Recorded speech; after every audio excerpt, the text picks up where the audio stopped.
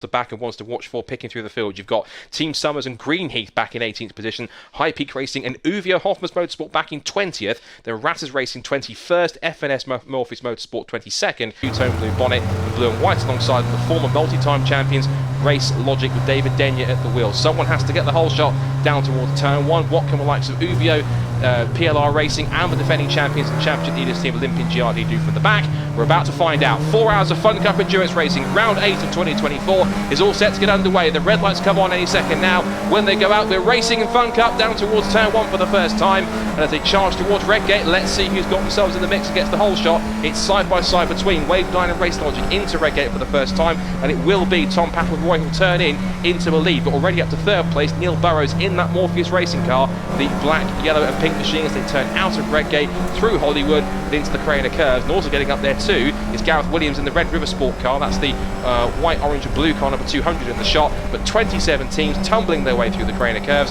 All action stations is up the inside there for second, already going Neil Burrows. He's on the move. That's one of the fastest cars in the field. They've been so close to victories time and time again, but already being up there in second place, challenging for the lead on lap number one, Rob. That's where they want to be, whilst the likes of Olympian, PLR, GRD and Co make their way through from the rear of the field. And that Morpheus car did win on the road at Brands Hatch, don't forget about that. So they've got the speed on the track. They had a few issues that put them in the clerk's office, but a great first lap by everyone, scrambling, trying to get track position. And already that Morpheus racing car is hot on the heels of our race leader as they make their way now through down towards the back straight. We're going to go towards the chicane. Let's see what the tyre stacks do this time around. There's a little bit of contact, the car on the grass there. They're certainly trying to shuffle themselves this time around, but hard on the brakes.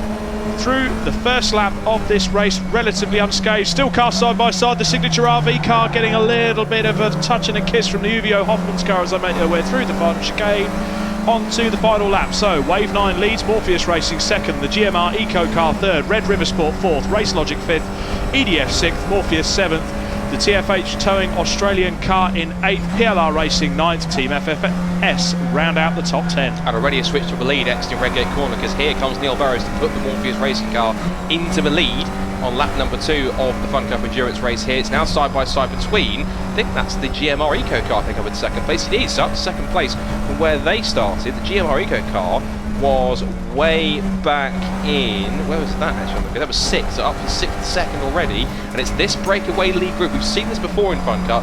2 or 3 cars have got the initial ultimate pace. They'll go away and break up the order a little bit and they'll push forwards, and it's the cars behind that start to pick their way through the order, take those first few minutes to kind of make those passes, not rush towards too quickly, because they know they've got the ultimate pace in the long term. But in terms of these guys at the front, they're setting the ultimate pace. They're the ones that everyone has to try and catch. And so far, Neil Burrows, who's sharing with Ted Bradbury, who's a very busy boy this weekend, also in the MX5 Championship as a guest once again this weekend, alongside 4 hours of Fun Cup racing, because you can't get enough racing at Donington Park, is leading the way at the moment. But of course you can see the GMR car, which features of course not just GMR with John Perrott, but also Nicholas Ellis and of course Gracie Mitchell, who's a young talented racer who's trying to make her way up the order. She's raced in Genesis this year, and a little bit of other racing elsewhere, and also in C1. So she likes the endurance and sports car route, so certainly getting her experience well in cars like Fun Cup, and she's certainly enjoying herself on this championship too, from some of the conversations that I know that JP Zest had with her in race weekends gone past.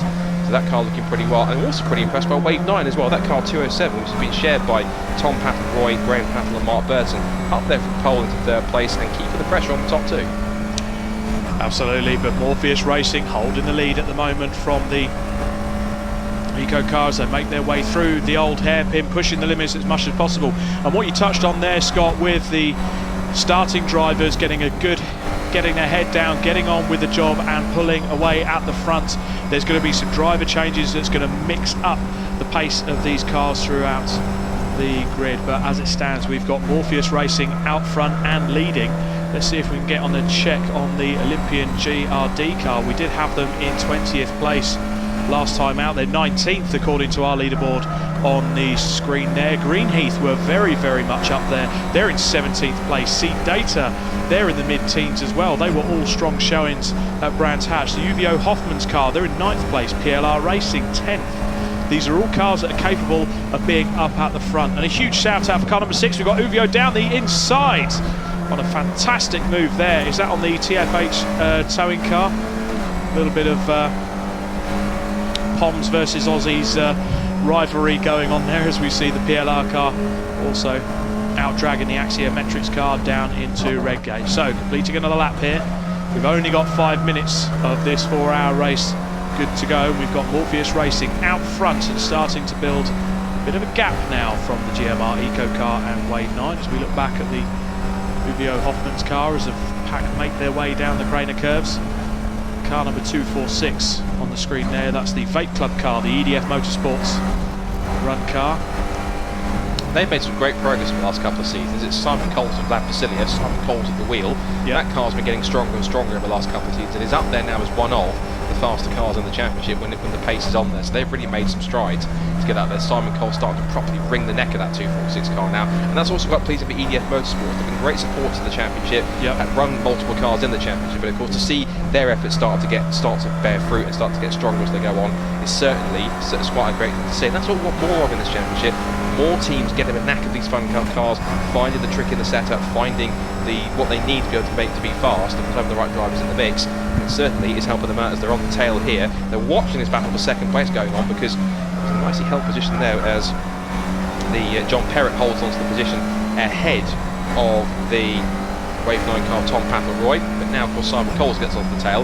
And look who also hasn't wasted any time to get towards the fifth position. It's our old friends at Uvio Hoffman's Motorsport. They might have started way back down the order if I bring up the grid again, in 20th position, but in typical Uvio fashion, not only are they up to 5th and in touch with the leaders, they've also gone and set the fastest lap of the race as well. Are we surprised? Not at all. Fabulous Randaccio running that car. He's taking the first stint in that car. We'll hand over to Farchini later on in the race. A brilliant team, the Uvio Hoffmans. They have been a stalwart of the Fun Cup Championship for many years, but that VapeClub EDF Motorsports run car in 4th place, and the battle pack that was the top 3 has turned really into the top 5. Morpheus Racing still with their heads down leading this race with half a second from the GMR Eco car, but what this does show is the importance of the tow. That top 5 using the towing advantage on the straights. You gain so much here at Donington Park. It's a circuit with momentum, and as long as you can utilise that tow, you can gain well over a second a lap here, probably a bit more with these Fun Cup cars because of their aerodynamic shape. We see car number 157, the GMR Eco car, having a look down the inside of the Morpheus Racing car into the last chicane, and Uvio Hoffman's sharp as you like down the inside. Thank you very much, and that's 4th place. It is one step close to getting to that top 3, and of course EDF, of course, making great momentum here too. You can also see PLR Racing are up there too, that's Ratters Racing, in fact. Ratters Racing, who are on the pace and not letting that incident of Brad Touch slow them down. The course was after that, and you might think it might have rattled them a little bit, genuinely no pun intended when I say that, but those guys really have kind of rebounded nicely from what happened. Of course, they were watching the accident. It was never nice to see a car that's get airborne like that. Absolutely. But they've managed to come back, haven't let it phase them at all. They've come back in the mix, and they are still one of the quickest cars in the field, and they're up there making the progress that the likes of, at the moment, PLR and even GRD haven't made. As I say that, shooting into shot came Uvio right alongside the EDF Motorsport car, and unsurprisingly, they're into 3rd place. Could it almost be 2nd? I wouldn't put it past Fabulous as he goes round the outside. Will he make the move stick? Hold your breath. Yes, he does. Right, so that's expected. So what's better, you might get the lead possibly by the time they get into the chicane. However, that said, this is Morpheus Racing we're talking about here, and those guys, if anyone won't lay down, it ain't going to be Morpheus, because those two guys, Neil Burrows and Ted Bradbury, if we know anything from having watched them, those guys will fight to the death to keep their position, even if they're only 10 minutes in. Absolutely, and the top 7 cars now, look at them slipping down the back straight into the final chicane. That Uvio Hoffman's car looking menacing in the mirrors of the Morpheus Racing car.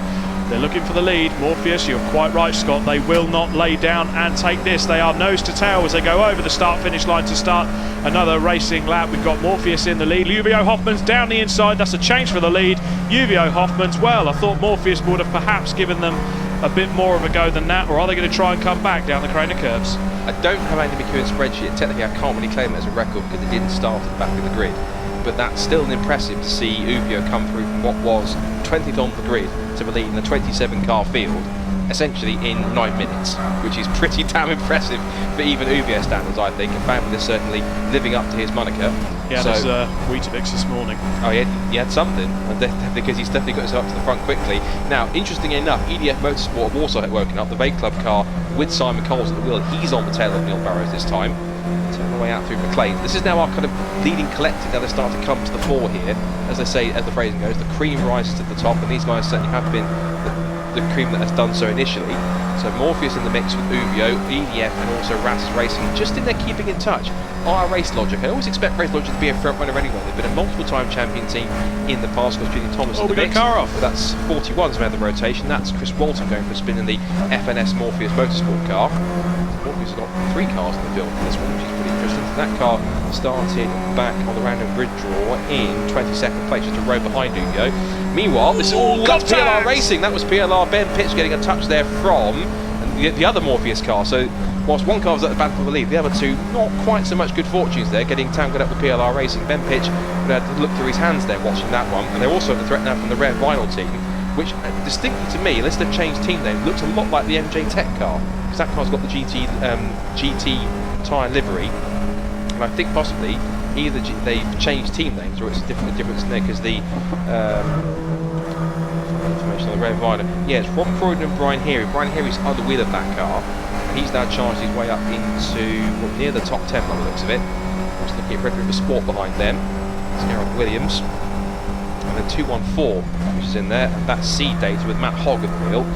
He's battling with Ben Pitch at the Green Heath car. And just behind them, you've then got Chris DeVell, who is in the mix. Now, he will probably bounce the fact that both Simon Rudd and Riley Phillips are faster drivers than him. But I think what they're trying to do is get his stint out of the way first, so that he can sit back, let the faster guys do the work. In fact, his stints, actually, if you look at his stints, he's out in stints 1 and 4, but Jamie's notes did say they might swap stints 3 and 4 rounds. What they might do is actually put Chris into stint 3 potentially, and then allow basically Simon, Rudd and Riley Phillips to do the final 3 stints. That must be depending where they are track position and how their race is going by that point. It's all part of the strategy, isn't it? You've got so many drivers with such differing skill levels and car pace. You've got to be so smart with this, as we see one of the TFH cars on the screen. Now the TFH hire car, I believe they do a lot in terms of the V8 supercars and Toyota 86 racing and stuff down under, so it's great to see them in Britain racing in the Fun Cup Championship. We've got both the TFH Racing Harvey's towing cars with Brandon Madden, Scott Andrisk. We've also got the second car, just looking down my list here, and that's Diesel Thomas and Joshua Thomas. So all the way from Australia to try and earn their wares and grab that 10 grand. I think even though you love motorsport in the UK, I think you probably can't argue with me that you equally love as much, if not more, Australian motorsport. That is very much your bag, isn't it? Absolutely, and to see the Norwell Motorplex sign on the side of their jackets as well, maybe sort of spring a little bit. See Paul Morris's setup on there, ready to go, grooming a lot of drivers down under to go worldwide and ply their trade. But look at this battle track, this battle pack coming through and down the straight now. It's certainly a bit frenetic. We've got cars already having track limits penalties, as well as taking trips to the gravel. We're also seeing a couple of cars out there, Scott, with a few battle scars on the front. I did wonder how long it would take. Well, there's 27 of them out there, so they're bound to find themselves at some point in some cases. Rattus Racing showing their pace. They've actually moved up, not only taking the fast lap of the race, but they're up to 3rd also, so the top 4 covered by just under 2 seconds. But that looks like Neil Burrows has been shuffled back down towards almost the bottom of the top 5. Keeping in touch with them is the GMR Eco car, which has John Perez at the wheel. He'll hand that car over in his first of the stops to Nicholas Ellis, and then Gracie Mitchell, which is where the team GMR comes from. She'll get into the car for the 3rd stint. So that's interesting. Race Logic still in P6 ahead of Wave 9 in 7th, and then Axiometrics, and then this battle here for 9th and 10th, which is Team FFS versus Rare Vinyl. It's 220 versus 257. So that is currently Lewis Thompson with a 220 against Brian Heary for 257. Also, and there's well seat data getting in the mix as well. He's also on the back there of Brian Heary. That's Matt Holt trying to pick up the position and also get himself into this battle for 10th position. Just see now these cars 15 minutes into the race, the fastest laps will be exchanged as the fuel levels come down, the cars get lighter, the drivers get into their stints. But the racing is still as absolutely frenetic there as they bump draft each other down the back straight. We're going to head towards that chicane with the tyre stacks. Nice and close. You can kind of see the is it the Rattas racing car or the PLR car that's just got a little bit. No, it's the PLR racing car, and the car number 200 got it a little bit crossed up into the S. That's exactly what I was on about there. Those tyre stacks are so close to the chicane, you cannot afford to get it wrong, because on the exit you get swarmed. Yeah, it's been swarmed by Greenheath and also Red River Sport and the championship leaders, GRD Olympian, which certain Christopher doesn't want to be that close in that position when he's battling, particularly wants the car in one piece to hand over in the next bit. Now, we've only been 15 minutes in, there's already a drive-through penalty being handed out, and car it's two car 97, 97. Steve Andrew Isherwood with the wheel back car, Fun Cup Tifosi. I might possibly need Jamie to figure out what that is, but I probably should add on our communication to actually kind of so you can actually talk to him, I think. So what I might want to do is, whilst I'm doing that, I will at least see if I can get him on the line so we can actually work more of a direct line on our comms so he can check out that side of things. But that's the first thing you have to try and discover is why he has a drive-through penalty. It can't be for track limits, surely. The first 15 minutes is looking at here, there's nothing coming up on, certainly on our timing screens, on TSL timing, but a drive-through penalty, first 15 minutes of an endurance race, and that's really going to put pay to your hopes of getting on the podium early on as car number 200 gets crossed up again. They seem to have a problem with the rear of that car, certainly under brakes there. Have we got any further issues perhaps settling in for the Red River Sport car? They were up there first of all, but brake bias too far to the back perhaps? Yeah, that car does not look comfortable, at least under braking. It was swerving around a lot, you're absolutely right. Just for note in that sense, yes, I think we are going to need, I thought he was still around, but he disappeared. So yes, car 97 is what we need to find out why there is a drive-through penalty for them. The thing I can think about is possibly being maybe slightly out of position for a start. That could be a drive-through penalty, but even so, there hasn't been clear indications. I haven't seen anything yet which suggests why there is a penalty of some kind. So yeah, car 97, we need to discover why there is a drive-through penalty for them. They're back in 23rd at the moment. Oh, and that's 158 off the road. And that's going to be a safety car, surely. That is parked right next to the track. That is buried, and that's down at the chicane. How on? That is so hard on the brakes there. The problem is that you can see the cars as the leaders come down towards that car now, the Uvio Hoffman's car.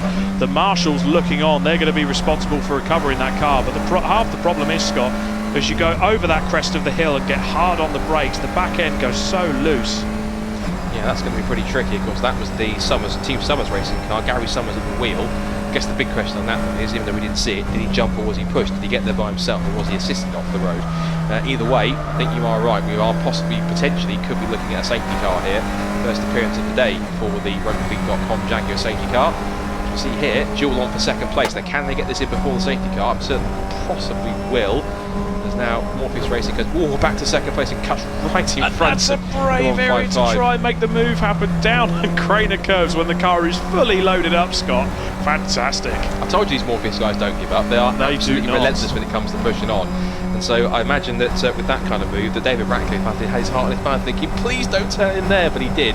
Thankfully got out of it. He's gone back up the inside. Now our hard-working marshals are trying to push the Team Summers car out. Oh, go on, boys, you've nearly got it. It's on the edge, and I feel as though if you keep on pushing it, he might well start to make some progress, because it feels as though he's digged himself into a point where he's almost down, where he can possibly get some traction. He's shifted a lot of the gravel back, so maybe that could happen. But of course, there's always an element here where they're going to cover this also with double wave yellows.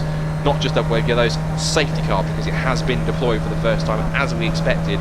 So halfway through the first stint, we are under safety car here in round 8 for Fun Cup Endurance.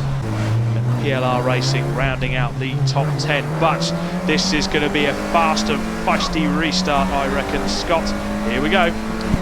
So Uvio gets the jump on him, but looks like Rattas Racing has tried to go with him on the restart. Have they gone with them? They're right on their rear wing down the pit straight as Racing gets back under the green flag here in Fun Cup Endurance, and not just on their tail, they're going for it down the inside into Redgate Corner. Here comes Rattas Racing going for the lead. Are they ever front runners now? Going at it on the restart here. Also being shuffled out wide there is Morpheus Racing there trying to defend Media Motorsport. Steve Cole's trying to sneak up the inside. Neil Burrows, and he's there. He's got it. He's up the inside. They're still side by side with the Crainer Curves, and Burrows again was reluctant to give that up, but he wants to hold on to that place, and they'll head down towards the Crainer Curves, still side by side. In the pit lanes, one of our Aussie teams, that's a shame, Team 62, which is TFH Racing Harvey's towing, Scott Andriska at the wheel, and that's him in the pit lane, obviously with an issue, sadly.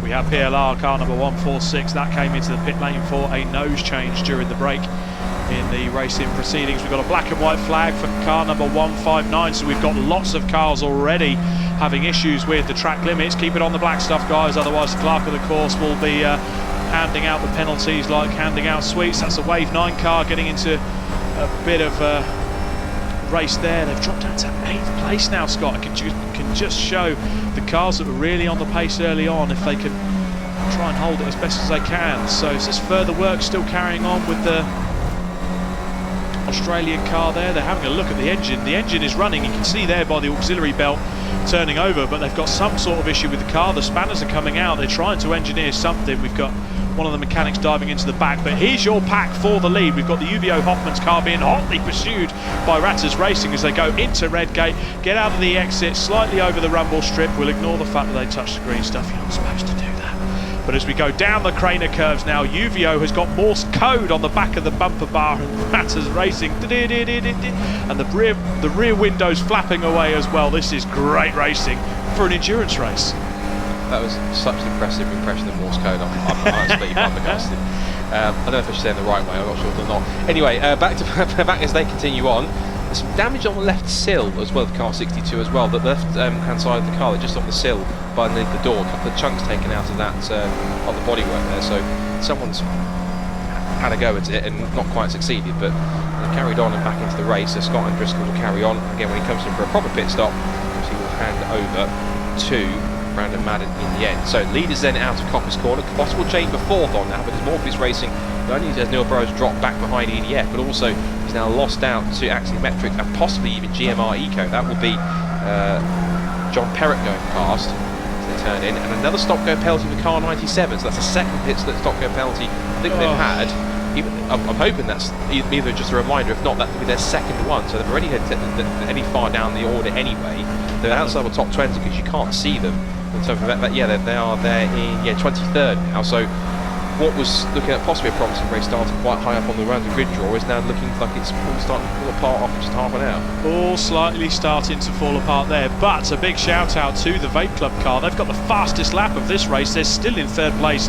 An impressive first stint there from the 246 car. That's the car being driven by Simon Coles, and Vlad Vasilev is going to jump into that car and do a stand-up job, I'm sure, in the second stint. The car on screen there, the V-Box car. We've got the Wave 9 car round at the Old Hairpin and beached in the gravel. Is that going to be the second safety car of the day?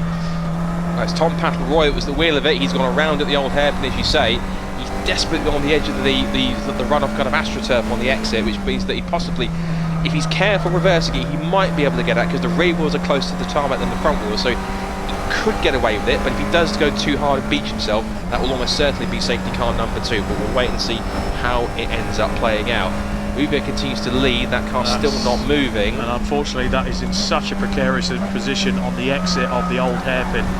You can't just leave it down there. It's such a fast corner as we see other cars trying to come round. Now we've got more trouble. That's 41 that's had an incident. That's the second time they've had an incident. That one looks like it's got damage as well. That's 41. I think it has damage, or it's just struggling to get away. It's just sunk into the gravel trap there. So a few cars falling foul of the track limits there and the gravel traps here. There goes the Orange Army again. Go on, boys.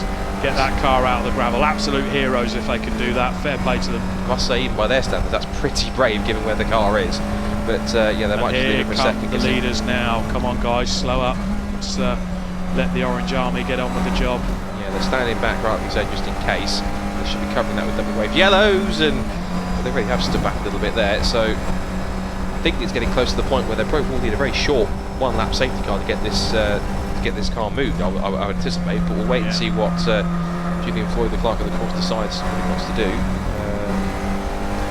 So we'll wait and see what he's got up his sleeve to potentially neutralise this race a second time in the first half hour. But if you're in the Uvio car, surely you're in the box seat with fuel strategy, because if you have 2 safety car stints, that means you can save as much fuel as you can early on. I'm sure Jamie Peters-Ennis will be able to lend his expert knowledge to this, strategy-wise. I think also key thing to watch out also is the progress that the 11th place team, with the idea have made. Go on, marshalling team. They have managed. They pushed him out, got him free, but just I think they're telling him to actually put the hammer on. But unfortunately, what it's done is actually beats him even further, I'm afraid. So, and that, my friends, is the new WRC spec Fun Cup car. It's still work in progress, I think. Still a work in progress. Definitely a gravel spec car now. Looking at that, and we got more cars. Oh, that's car number 200. Is that down at the final chicane again? It is. It's Red River Sports gone around. Just the safety car comes out for the Stranded Wave 9 car. But either way, it should be quite interesting to see how Uvio and co handle these last couple of minutes before they go in. The Uvio is usually one of those teams where they'll wait right until literally the very last minute of the pit wall. They will even go past the pit lane closed ball, because you are allowed to go past that once. They'll go as far as that in order to be able to make the pit stops and pit lanes as usual. As up the inside on the restart looks Ratters Racing once again. They did that on the first restart, trying to attack again on the second restart. As Simon Rowe is preparing to get into the number 1 car when GRD comes in for their first stop, which will do so in about 3 minutes time. That's the first of the pit stops as they have another look down the Crainer Curves. Here we go, Scott. The Uvio Hoffman's car in the lead with Ratters Racing hotly pursuing, trying to get some hard racing in. They want to extend a bit of a gap before that first round of pit stops starts to happen. That VapeClub car still in 3rd place and holding on to the fastest lap of the race from the Axiometrics car in 4th. The Wave 9 car we saw have a few issues and off into the gravel. They're now 3 laps down after having a trip into the gravel. They were so far up there early on. They had a great starting position, but let's have a check on that number 1 car, the Olympian GRD car. They sit in 11th place, 5 seconds from the lead. Fantastic considering they started at the back. The Greenheath car has got itself into the top 10 as well, but down the straight into the final chicane, hard on the brakes. The Uvio car turns in. There's a little bit of a gap opening up now from the Ratters Racing car. They've managed to break the deadlock. There's a little bit of banging wheels and side-by-side car number 220 and car 14. That was a little bit tasty, guys. Come on. Let's have a bit of sensibility there. That's fighting for 9th place between Team FFS and the Greenheath car. Whew. 1 racing lap after the safety car, Scott, and they're already banging their castanets together, and that is a change for the lead. So the Ratters Racing car down the inside at Redgate, they've taken the lead from the Uvio Hoffman's car. Smooth stuff as you like from Ratters Racing. David Rackley taking the car into the lead. Could they be dark horses for victory today? Because they've got the pace to keep up with the likes of Uvio and EDF and everyone else in the mix. If their next 2 stints can go pretty well, by half distance they could be in there for a potential dark horse. I would bid on a dark horse, Scott, but I got it so wrong at Brands Hatch, the way the strategies unfolded. I was going for every man and his dog to win the race at Brands Hatch, and I still got it wrong. As we have a look now, the Uvio car has not given up on getting that lead back from the Ratters Racing car. EDF Motorsport and Axiometrics and the Morpheus Racing car is like, oh, come on, guys, I want to have a play too. Onto the back straight now. You can hear the GT tyres squealing. We've got so many black and white track limit flags for car number 214, 109 and 252. And another car in the gravel, that's Morpheus. It's none of the Morpheus cars, 109. That will be Steve Walton at the wheel. I'm not sure Chris Hart will feature that, because Chris Hart won half of the former champions, which was 2 Red Dominoes used to be the team that champions. Chris Hart back again. Might not be pleased by that side to see Steve Bolton in the gravel, but that car is there. Once again, the marshals trying to work hard. This lead battle is going to have to be put on hold here, because they're all scrapping amongst each other, but there will be double wave yellows down there whilst the marshals work away. It's another precarious position, but you'd hope, of course, that they can get the 109 car going. Yeah, the marshals quickly walk backwards to give the distance whilst the leading pack goes through. Dare I say it, are we about to go safety car number 3 right as the pit window opens? I know that Julian Floyd, having learnt this from Andy McEwen and co, he never really likes to put safety cars out during when pit windows are in the mix, because it means it really congests things up and possibly tightens things up or spreads things out a little bit, depending on people getting possibly a free pit stop under the yellow flag conditions. But even so, it's still in a precarious position. The pit window is just about opening now, so that it's going to be about a 10-minute window to do so. But does Julian, unless they can get that car quickly going, again, it's on the edge of the circuit, they might be able to, but what does he take if he has to possibly call a safety car? How busy is that going to make that pit lane for that first set of stops? It is going to make it an absolute free-for-all, especially with 27 teams fighting. There's Jamie down there, he's getting ready to give us some information, hopefully, but we've got the Uvio car with a little bit of a gap now from Ratters Racing. They can breathe a bit of a sigh of relief. They'll be hoping that once they come round once again, the yellow flags would have been withdrawn and the car has been removed from the gravel. Let's have a look-see. They're through the S's now, back up the main straight here. The pit window is open, that's the call from race control, so let's see who is going to take advantage of that next time around.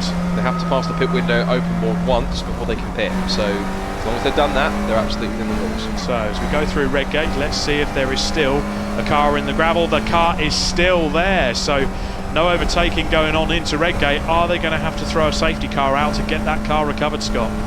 Well, there have been times before when the pit window has been allowed to go through and they've covered it with double wave yellows, and then when there's a safe enough point to do so to keep it as close to race as possible, then they throw the safety car to do so everyone can catch up, and it saves breaking people up too much. But it depends, it's all down to Junior Floyd what he wants to do. They're still racing to this point, so until they get safety car balls and flags, they carry on racing, they keep going. This is the fight going on for 6th between Rare Vinyl and GMR Eco. I think I did get mentioned from Jamie that it is the old MJ Tech car, it's simply just it's under a different team now, so Rare Vinyl have bought that car, and it's a completely different team that's not related of course to MJ Tech whatsoever, which is a shame because at one point they're actually looking pretty strong in certain points. And just to talk about safety cars, it has been called. So, safety car number 3, I haven't got Andy McCure's magnificent spreadsheet to check, but I don't think, it seems quite extreme to have 3 safety cars in 40 minutes in the Fun Cup race. But interesting enough, this is now coming right with this first pit window. I'm certain that Junior Floyd had said, look, I've got no choice, I have to throw the safety car because that Morpheus car is still beaten in the gravel. It's going to take a little more effort to get it out. This is going to mean, as you see here, the live snatch is taking place. This is going to make pit win, as you can see here, look, the timing screen on the left is lighting up blue on the left-hand side because everyone is diving into pit lane, as you'd expect. JPZ is going to find it is busier than the M25 but rush hour this here because everyone's diving in, as you'd expect. This is just like you see an F1 and safety car. Typical safety car pit strategy here.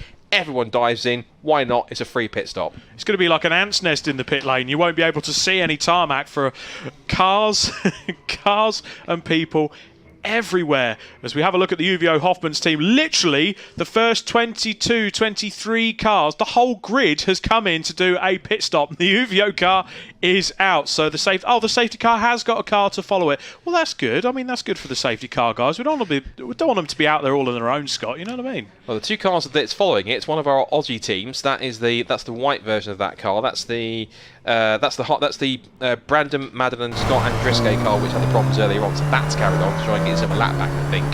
Also, the other car again that's staying out, I think, unsurprising. In 3rd place is the GMR Eco car, and the Morpheus race car decides, yeah, I'll go now. So here we go, over the start-finish line for the restarts with just under an hour done on this race, and it's the Morpheus racing car takes its lead from Axiometrics, GMR Eco, EDF Motorsports with the Vape Club and Olympian GRD car from last to 5th place as it stands. Let's see what they can do from here. Uvio Hoffman's car is sitting 6th, Greenheath 7th, Raptors Racing 8th, Skull Club 9th, GCI Racing round out the top 10. Interesting enough, it's not the fastest anyone's gone from back to front in terms of, I think that record, I think it's possibly held by Uvio, unsurprisingly. They think they've gone from the back to the front in a race in something like less than 10 minutes. I'm certain it's been pretty quick that way, but grid sizes, of course, sometimes have varied in the past. So then already, you can see Ted Bradbury not hanging around. He'll certainly have not as much mileage as he would have liked in the MX5 race first time out, because he was out after a couple of laps after a bit of a tangle with somebody towards the front. But either way, it's certainly him making the most of it and using all that experience he gained in the MX5 to really push on. Of course, ever since he's joined Fun Cup, he really has been a sensation and has really thoroughly been a great asset to the championship and to Morpheus Racing. So they're making their way down towards the S's on the first time on this restart. See there that someone is trying to get away from Farkini, but we know Farkini won't make this one very easy. Side by side into the tyres there. I was gesticulating at the screen in front of Scott. I thought that was going to get a bit tastier than I thought, but that was the later cars of the top 10 just having a bit of a coming together there as we go down into the chicane. But a bit tame on this restart, Scott. It's almost as if they've been listening to us and perhaps trying to prove a point that we're not just going to start rubbing each other off and maybe have a bit of a civilised second stint in this race. Either that or Julian Floyd told them, look, don't go silly on restart, just take it steady and do your own race. But either way, there's certainly you're right, it's a slightly more measured restart of the race. It's not as, hasn't, like, you should say, kicked off in the way that I thought it might well do. The only thing is happening now is Simon Rudd has found a little bit more pace. He's kicked on now on this lap, and he's found a small gap now to Farkini behind. Well, it's a relatively sizable gap as Farkini comes in almost on slightly sideways lock in true, absolutely in true Uvio fashion.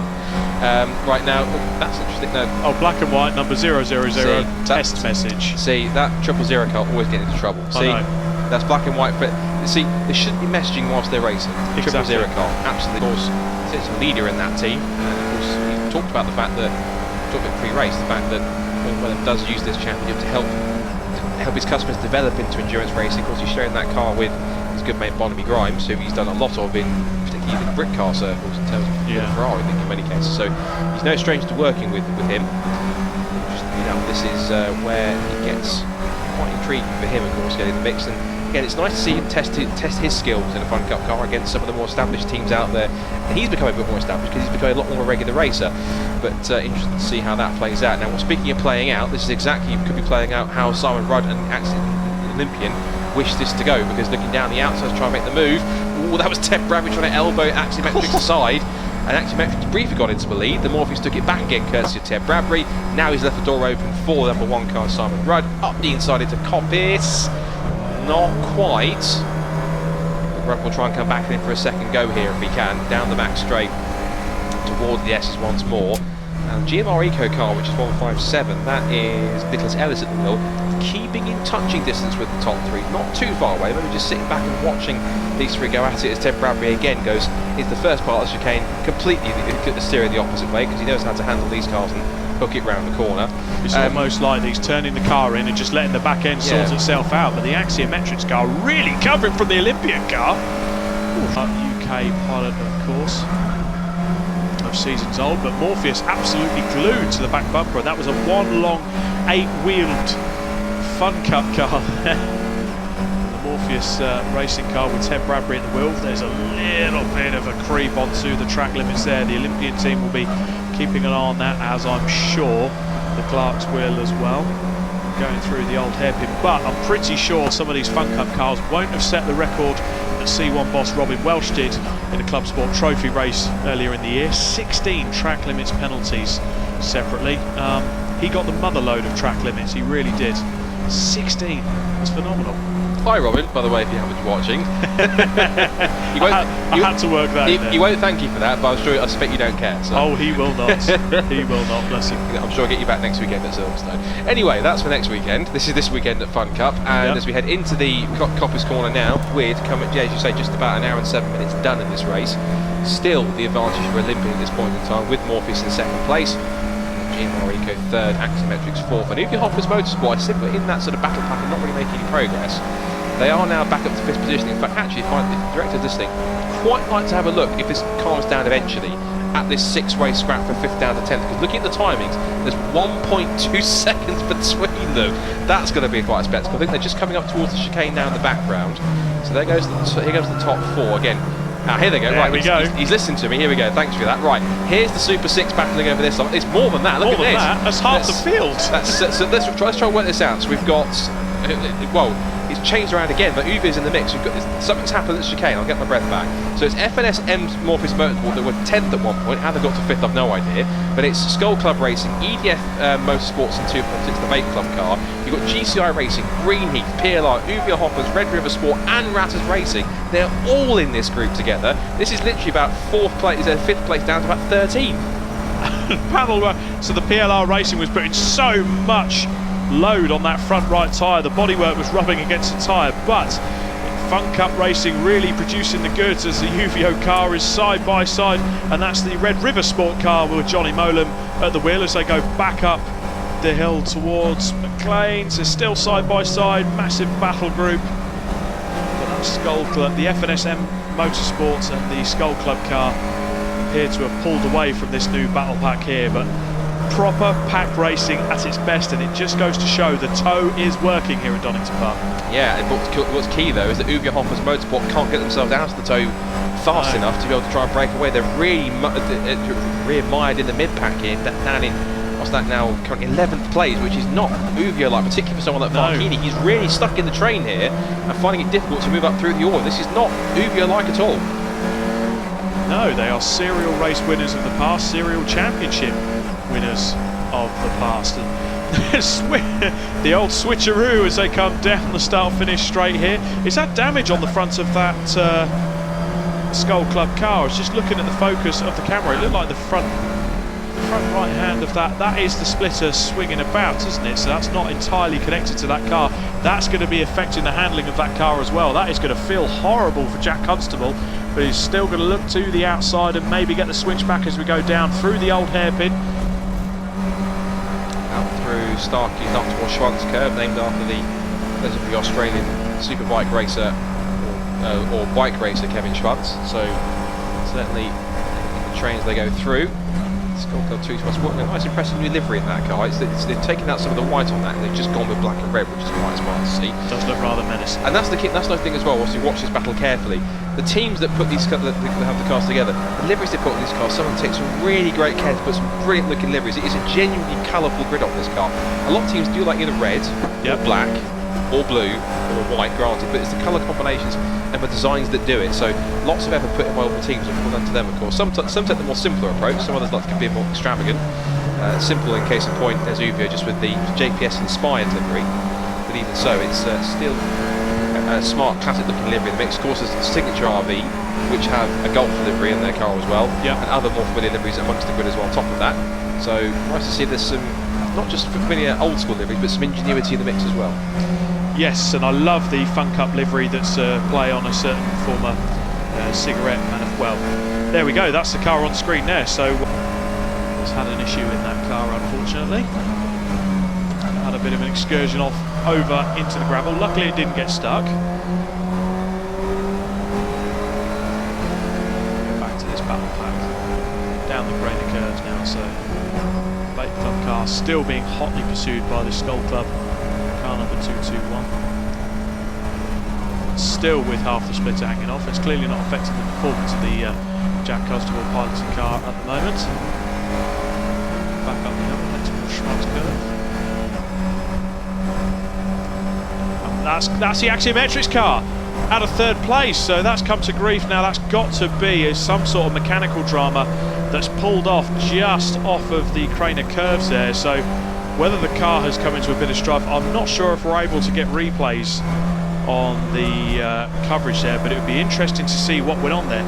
Is it me, Scott, or does that car look a bit precarious and leaning on the right hand side? Have we got some sort of axle issue maybe, or a bearing gone, or dare I say even a wheel issue on the right hand side? It does look like it's leaning that way.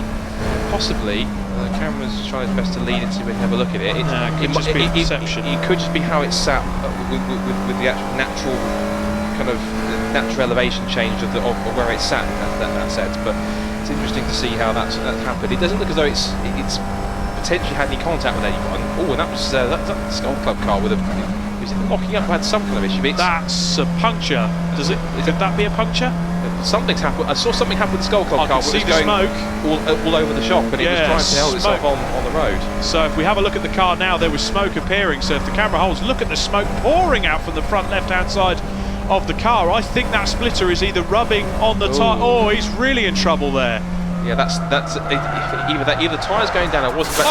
Car's off. That's Ratter's Racing for and Uvio as well. That is oil down from that Jack Constable car. It cannot be anything else. It's clearly putting something down on the circuit, because you've got cars off left, right and centre going into the Old Hairpin. There's fluid down, unfortunately. And one of them was Uvio. You can see that Uvio was involved in that too. They've managed to skate through. They've managed to get unscathed. But you could see fluid on the track there. You could see the slick line being put down onto the track, and has Uvio now got smoke? I said, was Uvio trailing something there as well as they came back onto the circuit? Because I thought there was something off the back, unless it was just some of the dirt that was coming off the dirt just come off the bottom of the car. But the Skull Club car was dropping some sort of fluid. It could have been, but that had all the hallmarks of something in the coolant system letting go and dumping a whole load of coolant down, and that's such a shame for Skull Club, obviously.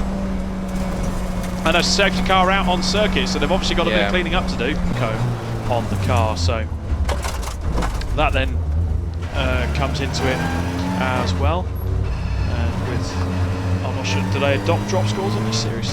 I believe they do. Yes, I need to look. So you go. And here we go. Most of the grid heads to the pits. Unsurprisingly, so Jamie's he's got a lot more friends now for a few more seconds at this point in time, because practically everyone that's in fact, at least the top 13, 14, I can count in July, 15, 16, 17 cars. The TFH 262 car is trying to gain laps back. That hasn't come in straight away. That kind of makes sense. The teammates in 99 have. So essentially the first, at least the top 10 have all come in for their pit stops, and furthermore, so the vast majority have. The only ones that haven't are Morpheus 109. Especially it's the teams that are trying to gain time back by not pitting immediately because they can get a lap back or something on top of that. Yeah. So which makes sense to do so, at least particularly under the safety car. So that's benefiting them. PLR Racing get out first. That's been a quick rapid pit stop. Oh, that was Red River Sport, who just beat. That's quite a switch around. So PLR Racing have been a big benefactor of that. A very quick turnaround for the pit stop. They've leapfrogged ahead of, well, practically everyone. Red River and Morpheus and also Olympic GRD, the 214C data car, getting an extra little push to get along into the pit lane as it goes underway. This very much feels like I'm going to mention. It feels like the NASCAR pit stops under caution. Oh yes. Everyone jumps in, but you've no idea what order they're going to jump out again, and it could be very jumbled up, and you can make big leaps depending on what you do. Uvio have only just come out and made their pit stop. Right, so I don't know if we will get rain. If we do, it will be a real sprinkle, I think. But Gareth and Gordon are doing a great job with the dry, so we'll be okay. As we go green flag, plan for the rest of the race is just staying out of trouble and just hanging on.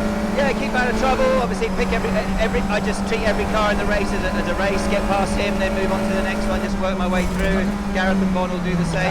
Gareth obviously is really a rookie still. This is learning. You know, he started on the second row. We drew fourth in the grid, so for him to do another start and learn from that, he puts a lot of pressure on himself. But actually, this is what it's all about: learning. You know, and he's learning massively and doing better and better every time now. Fantastic, thanks a lot, Johnny. That's Johnny Merlin from Red River Sport. As we go green flag, it's back to Rob Lewis and Scott Wilkins. Thank you very much. Always good to hear from Red River Sport. In fact, actually, just as we said that, the Red River Sport got a problem. That car's got some kind of rear issue on that car. It's squirming around. Is that right rear that's gone or something? Or it's either that or couldn't get it stopped. Just as we cut back, the Red River Sport car was side by side with Morpheus. It lost out to second place, but something wasn't right on the rear of that car for a second. Either he was squirming around to get it stopped, or something's not right with that 200 car.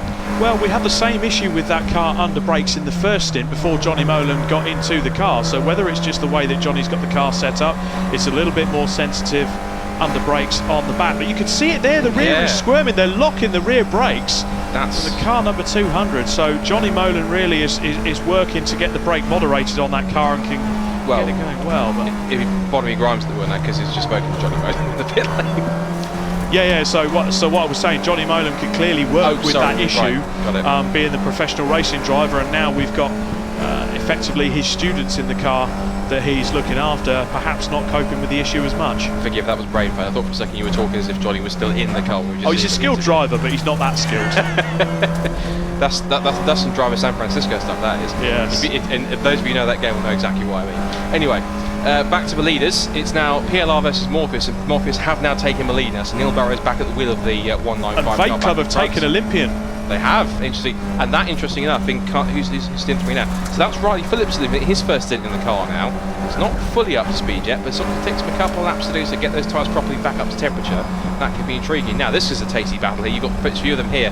Bonamy Grimes is not comfortable with how that car's handling at the moment, particularly in that 200 car. It is squirming around like anything. There's clearly a brake issue there, or some sort. There's a balance issue somewhere. Definitely. Let's have a look at the car under braking again. So it's okay on the top of the hill. We're going to turn in and go down the straight. The telltale sign is going to be at the chicane. Just mere mortals up in the commentary box when it comes to Team Olympian. It's all part of the Chris DeBell master plan. He's the one that's the master tactician. And in a nice way, and I hope you won't mind me saying this, I think he bows to the fact that both Simon and Riley are the superior drivers, but he likes to play to that, and hence why he decided to go out first to give those fast drivers the time to be able to push forward. So to be fair, he had a decent first stint. He managed to pick us up there, get himself mid-pack. It was a decent first stint from Chris. One of the better stints I've seen him do in recent times. So good effort from Chris to keep on developing his skill as a driver. Riley Phillips, from what we've seen from the end, this man is arguably the fastest man on the grid. When you get him in the groove, and he's really up there, he absolutely flies, and there is no one quicker in a Fun Cup car anywhere, which is pretty incredible. Whilst that was happening at Redgate Corner, there was a change to a lead, because Morpheus is now back in front of PLR after diving. And look at VapeClub, they are really hot for this now. So Simon Cole in the VapeClub car, and he is the fastest out there at the moment. The two leaders are doing 1 minute 25.2, 1 minute 25.0. Last time around, Vape Club with EDF Motorsport 124.7, and that is your lead pack going down into the chicane. Vape Club are going to see PLR Racing try and make a move down the inside of Morpheus. Ooh. There's a little bit of uneasiness from the PLR car under braking. That was hesitation starting from Ben Pitch. He thought he could make the move, then didn't and backed out of it. It's compromised his run off the corner, and now he's got EDF right alongside him as he come down the pit straight for second place. Now, is it me, Scott? It's got a bit dark on the screen there. Yeah. The skies are clear in front of us, but is there a front moving in behind us that we can't see? Possibly. If I look out the corner box to my left, it's looking more grey out there, but it's not darker, so it's just more grey, more cloud cover. Have we got weather on the way? We're still got over 2 hours to go in this endurance race as we see the Vape Club car fighting with PLR Racing, and Morpheus Racing are looking in the mirrors going, fantastic, you two get your castanets together, I'm going to head off into the lead. And the Olympian car in the background is like Jaws, it's just looking for its prey. Yeah, that is quite essentially Morpheus Racing Neil Burrows looking in the mirror and going, bye boys, bye bye, I'm going to go charge up the field for a few seconds, still side by side for second and third, up the inside again goes Simon Coles. This again is one of the best performances I've seen from Vape Club or ADF. They've been getting up there and becoming a regular, top 5, top 10 run and getting quicker and quicker. This is genuinely the best I've seen them ever in Fun Cup, which is great to see. Simon Coles and Vlad Vasiliev have found something, they've found a good groove with this 246 car, and it's working beautifully. And EDF Motorsport, if you're listening to us, that is a fantastic job, team. Keep up the good work, because it's good to see that car. They have been great servants to the championship for a few years now, and it's great to see them get themselves a bit further up the grid. The car on screen there, car number 1 though, they're the wily old foxes, what can I say. Now, the last strategy was devised on holiday. Where do you think the strategy was devised for this one? Down the pub maybe?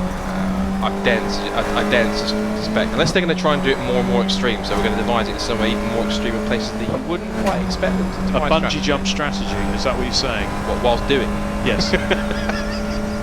That'd be intriguing. It would. Certainly wake you up. Anyway, down towards the Old Hairpin. Still 2 hours. I'm genuinely not complaining when I say this. We've still got 2 hours and 18 minutes to go. We're going to be mad with this. Wait, we are already. Anyway, enough silly talk. Back to the race. So we've got PLR Racing in 3rd position, continuing to chase on. This is now, of course, Ben Pitch. It's been a quite interesting combination, Ben Pitch and Neil Plimmer. They've always been in contention for race victory, particularly in recent times, but they haven't actually taken a race victory for a while now. It's quite intriguing. No, they haven't. And what about Morpheus Racing? Because albeit they've managed to get a 2-second gap from the Vape Club car, that Vape Club car last time around, I mean, we look at the lap times, they're still amongst the battle pack, but the Vape Club car did have the ultimate pace over both PLR Racing and Morpheus Racing.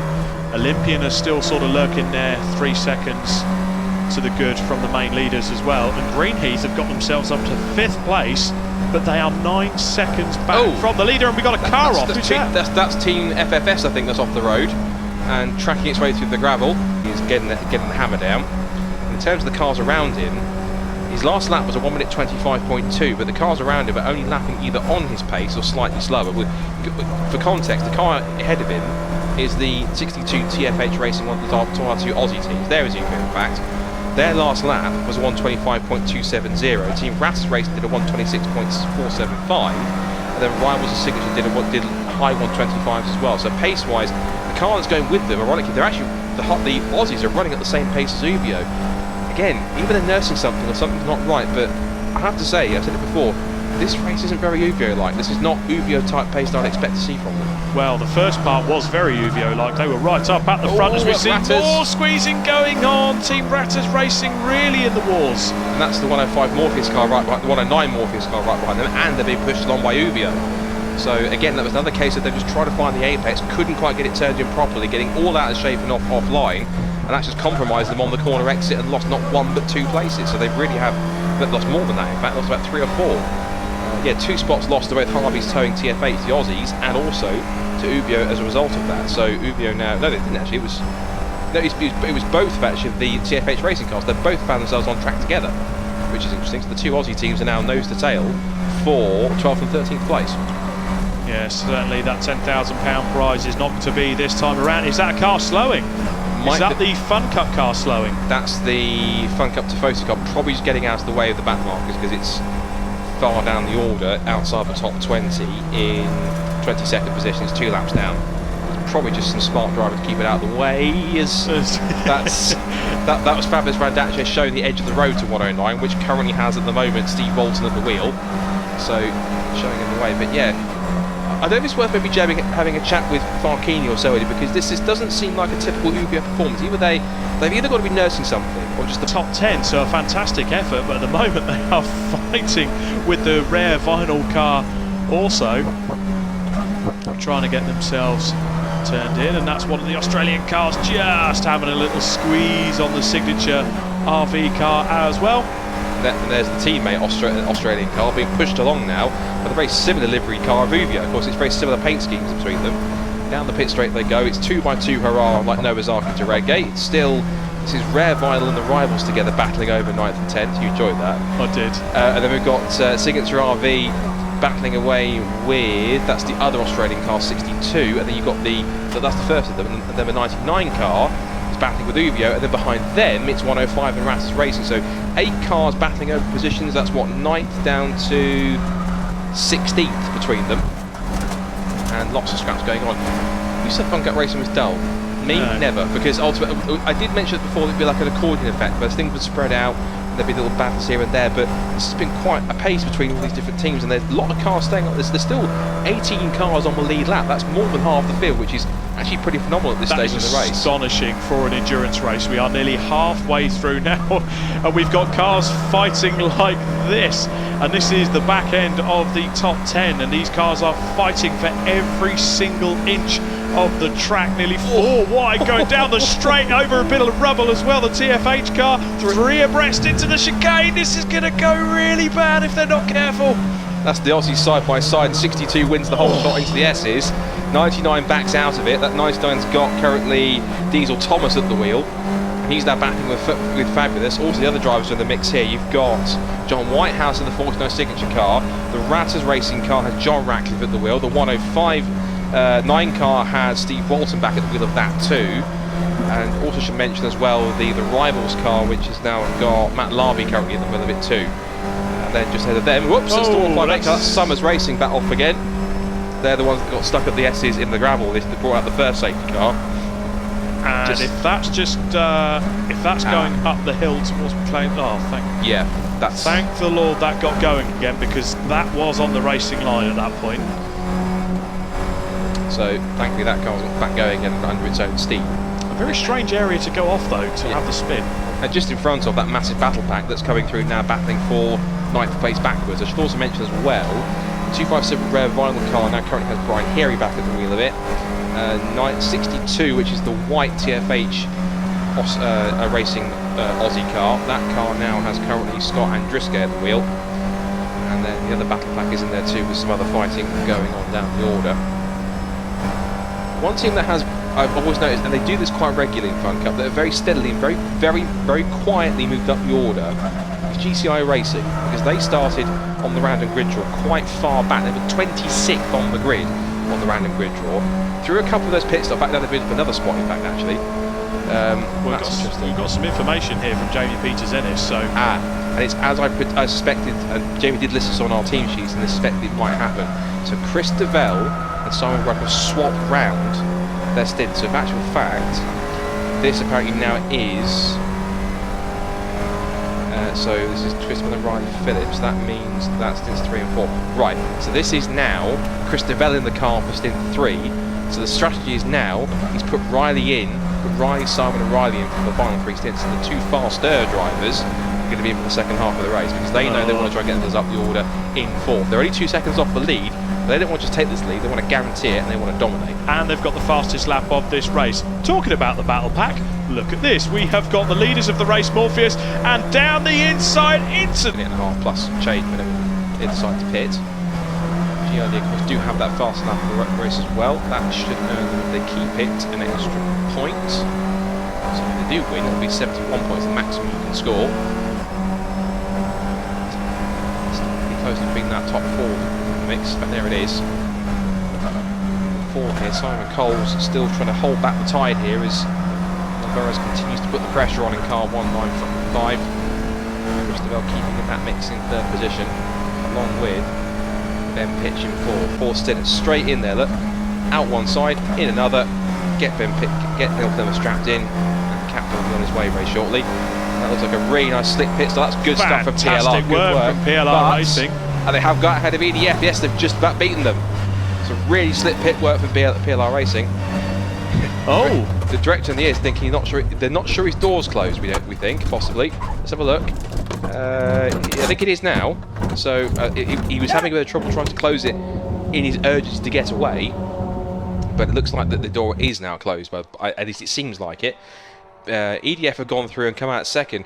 Where are Morpheus? Because Morpheus must be way far back. Either their pit stop was that quick, which I don't quite believe, because that was still quite a rapid pit stop for PLR Racing, or they've had a shocker of a pit stop and they've lost several seconds and they're way behind.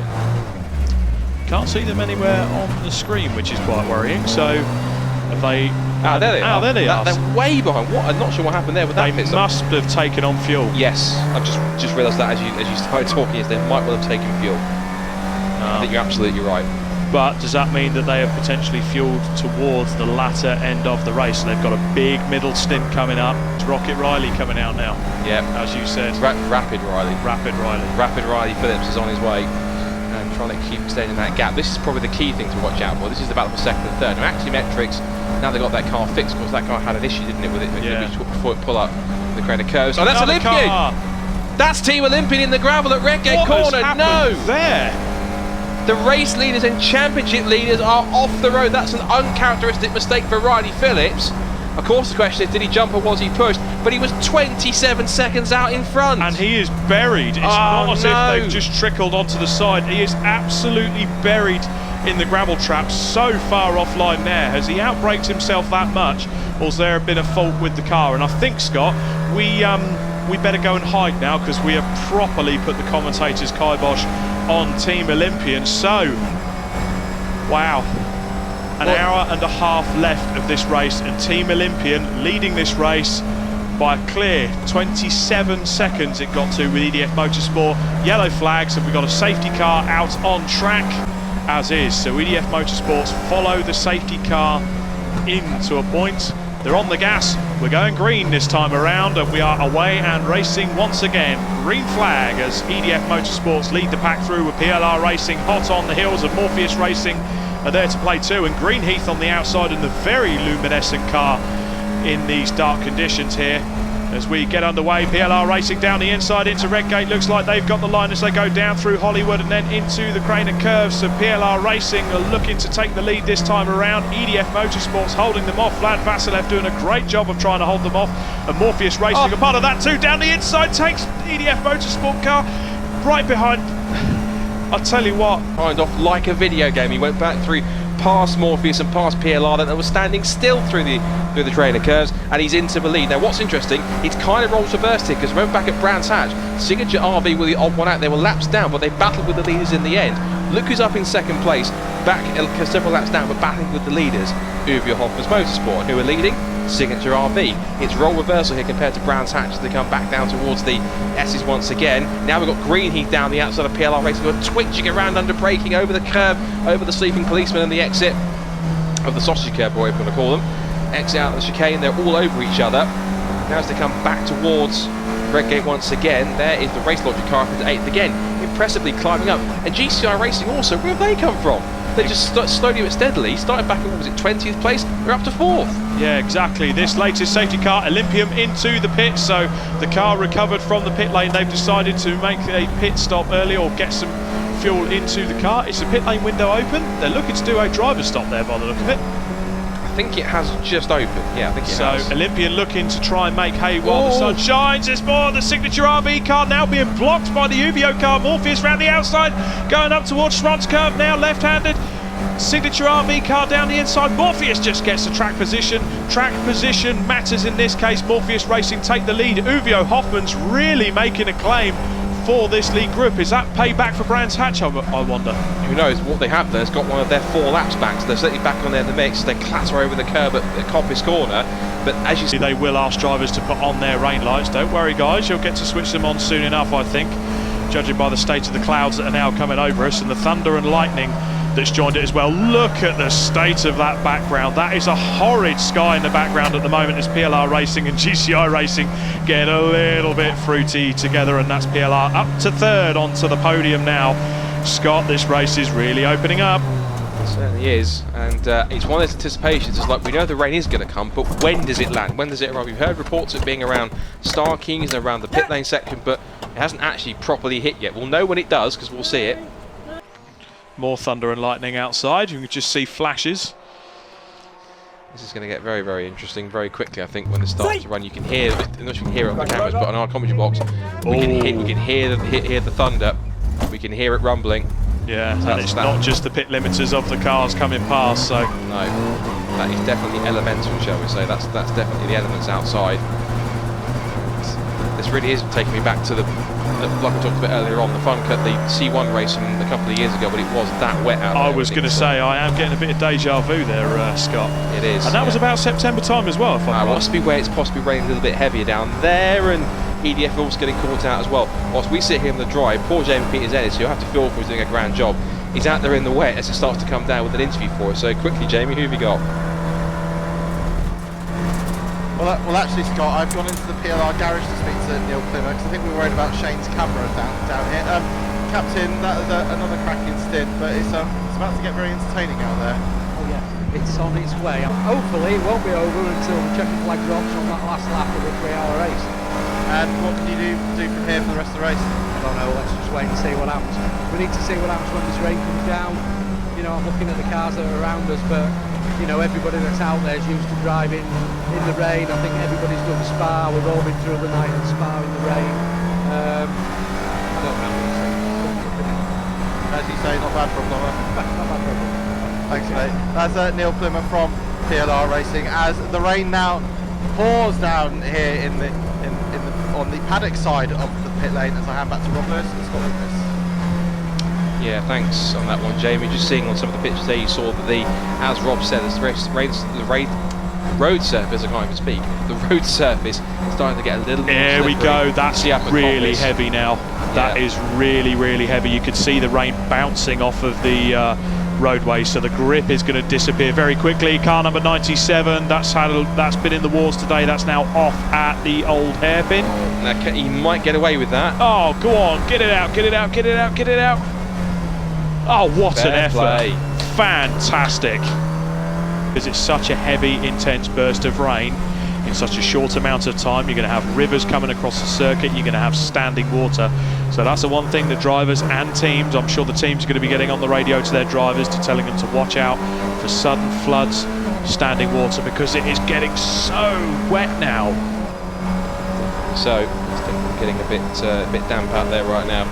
We are coming towards the middle of the fifth pit window, and you can just see outside now.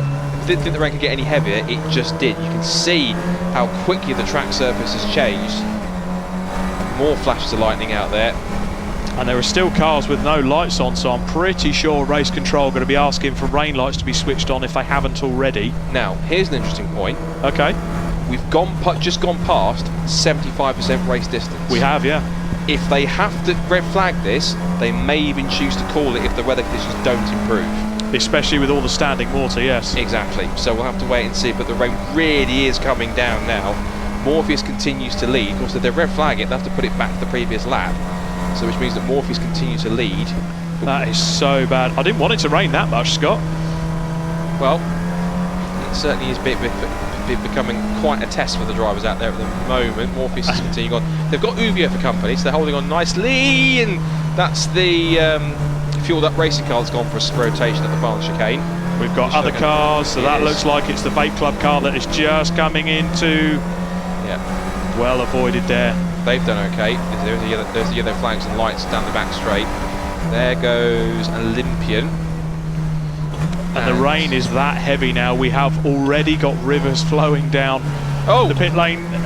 We've got another car round. That's the Wave 9 car, I think, off the road. There's one of the Australians. It's also the 13 cars that's gone past also. The rain continuing to hammer down. Another flash of lightning. And 10%. Now, through all this, actually, the 62 car, which is the TFH Australian team car, tow car, is up to 4th place through all of this. And safety car. The safety car has been deployed. That's car 99. It's not the 62 car, that's car 99. That's off the road in 17th place. Yeah. Unfortunately, the conditions now have just... Yes, that car's in the car 99. That car's now stopped. Yeah. As it's mentioned, that's EDF Motorsports. So one car off the road in the gravel. And through all this also, up in 3rd place now, and how this is all happening, the TFH 62 car, which is the other Australian team car, are into 3rd place. Into 3rd place, and a red flag has been deployed. Now then, however... Dad's in the car, isn't he? Yeah, I know. Well, there's Peter over there. Let me have a chat with Peter, because we haven't spoken to Peter today.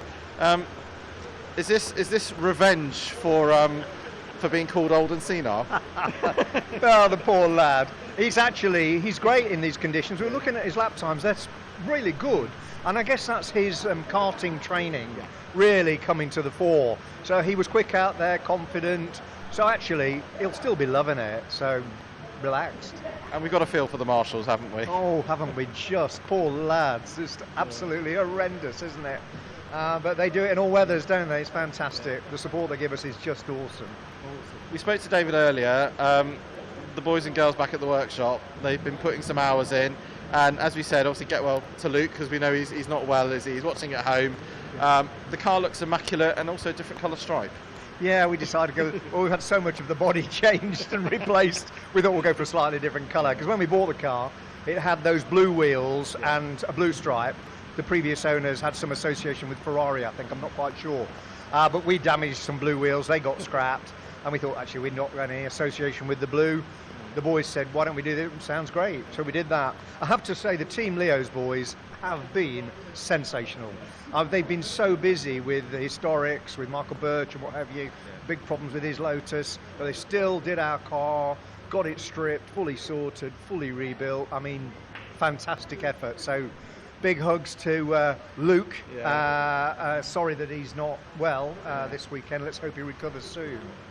And Alton Park next, obviously top 2 in the championship having issues. It's blown it wide apart now, hasn't it? Yeah, unfortunately for us, I think with our DNF at Brands, it's rather blown our prospects overall, but never mind. We're still hoping for a good result here, and we are very confident about both races at Alton. We were doing pretty well last year at both the Alton 1 hour and the 3 hour, pretty good with that. So we're really excited about the end of the season. Car's obviously good, which is excellent, and we're really enjoying it. It's fantastic. And you said earlier you're evaluating 25, aren't you? Obviously budget permitting. You'll be back for a full campaign. Love to be back for a full campaign. Sadly, it's Jane's wallet that finances all of this. Does she know? She's a great girl, and she's so supportive. But it all depends on how my business goes over the next 6 months or so. I'm working on a couple of quite big things. If I can pull them off, we'll be out there like a shot. If I can't, it's a question mark, because it is a lot of money, and the 2 lads, much as they'd love to contribute, not realistic. So it's a big thing for Team Ratters to make that commitment, but we'll be back like a shot. We know this is the end of our 2nd year. We've had a fantastic time. Only 1 DNF so far of the whole 2 seasons, which has been great, and that was so unlucky for John, who was doing so well at Brands, you know, so we felt very positive about that. So anyway, we've dealt with it. He's dealt with it. He's got a good head about the whole thing. David is, well, he's sensational. His times are brilliant. So we're really pleased. And I think David said the analysis he'd done was that this race was about the closest the 3 of us have been, which is great, because we can all be reasonably competitive and reasonably close. That makes for a good team. So we're really pleased with how things are going. Excellent. Well, enjoy your coffee. Thank you very much. And we'll catch up later. Thank you. That's Peter Ratcliffe from Team Ratters. I'll just barge Chris out of the way so I can get through. Thank you.